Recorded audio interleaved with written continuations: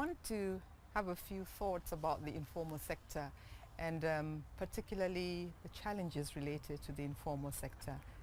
But I think I would want to start off by saying that many times we do make an assumption that we know what the informal sector is about, that we know what they do, that we know the various categories of who comprises the informal sector. But that may not be the case, because in my view and from what we have done in our country, there is a lot of research required to actually understand what happens in the informal sector. Now, one of the biggest challenges that people working in the informal sector have faced are the legislative restrictions that go alongside trying to get them to be part of social security in our countries. And this is historical by nature. Historical because many of the legislations in place in our continent were designed for the formal sector. They were designed to get people in the formal sector as contributors to social security.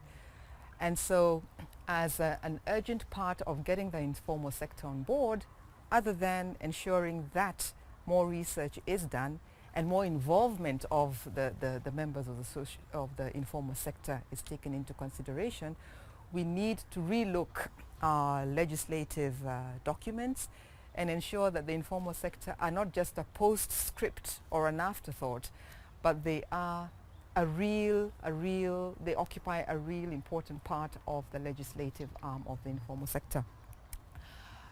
The challenges that we face are diverse. They will not end tomorrow. But another challenge which I would like to mention is that which touches a lot on the benefits that are available under a normal social security institution. Any talk with persons who are in the informal sector will definitely give you the impression that they're looking for flexibility. They're not looking for that kind of strict, frozen formality that you'll probably find in any social security institution. And it is this flexibility that we need to think about, and that brings to mind the fact that we probably need to redesign our benefit packages. We need to redesign the kind of inclusion we want to have over the informal sector persons. Maybe the last thing that I'd like to say about the informal sector, the kind of challenges and the way we can overcome these challenges, is also to bear in mind that social security is a right.